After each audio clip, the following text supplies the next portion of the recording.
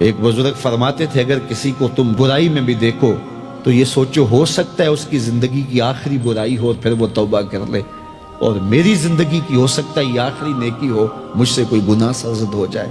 کتنے لوگ ہیں جو مرتبہ کمال پہ پہنچے لڑک گئے، بڑے بڑے لوگ تھے لیکن انجام ٹھیک نہیں ہوا۔ بلعم بن باورا کی مثال ہمارے سامنے موجود ہے۔ بنی اسرائیل کا مستجاب الدعوات ولی تھا، اور جب ہاتھ پھیلا کے منہ پہ ہاتھ پھیرتا تو ہاتھ بعد میں منہ پہ جاتے، قبولیت پہلے ہو جاتی۔ لیکن اسی کے بارے میں قرآن نے کہا نا مَثَلُهُ كَمَثَلِ الْكَلْبِ، اس کی مثال کتے کی مثال ہے۔ زبان لٹک گئی تھی، زمین چاٹتا تھا، چونکہ اس کے ہاتھ نبی کے خلاف اٹھ گئے تھے۔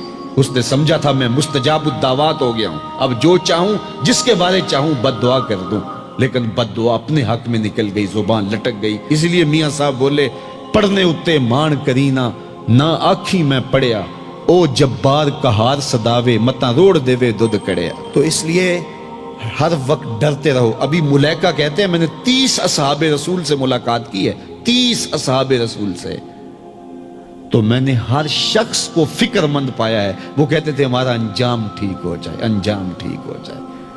حضرت سیدنا ابو بکر صدیق رضی اللہ تعالیٰ عنہ، جن کے بارے میں میرے رسول کی زبان سے لفظ نکلے ابو بکر فی الجنہ، ابو بکر جنتی ہے، لیکن وہ کہتے ہیں ایک چڑیا کو دیکھ کے شاخ پہ بیٹھی ہے، کہا واہ چڑیا کتنی موج ہے تجھے، ایک شاخ سے اڑتی ہے دوسری شاخ پہ بیٹھ جاتی ہے، اور قیامت کے دن تیرا حساب بھی نہیں ہوگا، پھنسے تو ہم ہیں جن کا حساب ہوگا۔ یہ وہ لوگ ہیں جن کی زندگی دیکھیے، ان الشیطان یفر من ظل عمر، عمر وہ ہے جس کے سائے سے شیطان بھی بھاگتا ہے، لیکن وہ کہتے ہیں کاش میں مٹی کا ڈھیلا ہوتا۔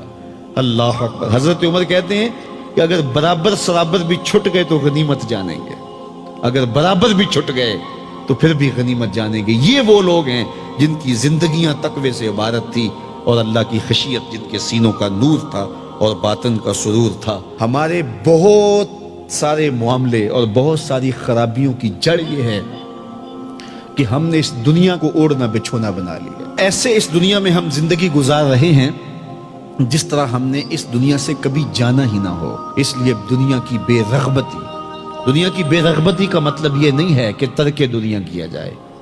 اس پر صوفیاء نے جو بات کہی وہ بہت خوبصورت کہی۔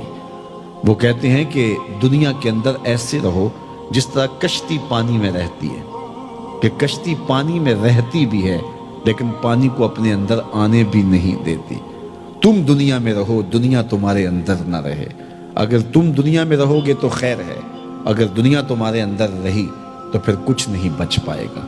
کشتی پانی میں رہے تو خود بھی تیرتی ہے، اوروں کو بھی تراتی ہے، لیکن اگر پانی کشتی میں آ گیا تو کشتی کو لے ڈوبے گا۔ اس کی رحمت کے دروازے کھلے ہیں، آج ہم اس کی چوکھٹ پہ آ جائیں، کل تو آنا ہی آنا ہے۔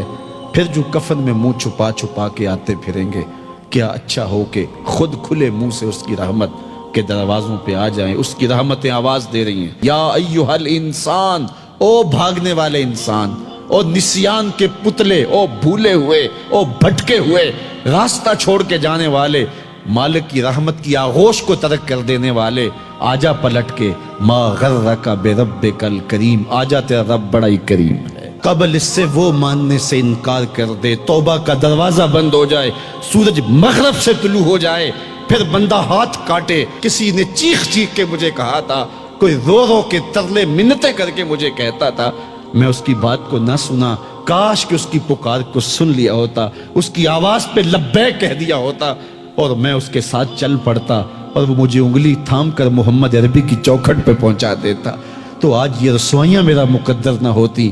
صاحبو آؤ، کتاب رحمت آواز دے رہی ہے، کتاب رحمت تمہاری انگلی تھام رہی ہے اور تمہیں حضور کی چوکھٹ تک پہنچا رہی ہے، اور آمنہ کا لال تجھے اپنے دامن میں لے کے رب سے مغفرت اور بخشش کا پروانہ لے کے دے رہا ہے۔ مجرم ہو تو منہ اشکوں سے دھوتے چلے آؤ، آؤ در تواب پہ روتے چلے آؤ، قرآن میں مذکور ہے بخشش کا طریقہ، سرکار کی دہلیز سے ہوتے چلے آؤ۔ اور تھوڑی سی زندگی باقی ہے، بہت زندگی کاٹ چکی، آوارگی میں کاٹ دی، اور گناہوں میں کاٹ دی، منمانیوں میں کاٹ دی، خواہشات نفس میں کاٹ دی۔ آئیے ابھی سے اپنے اندر کو تبدیل کر لیجئے، اپنے احوال کی تبدیلی کا عزم مصمم کر لیجئے۔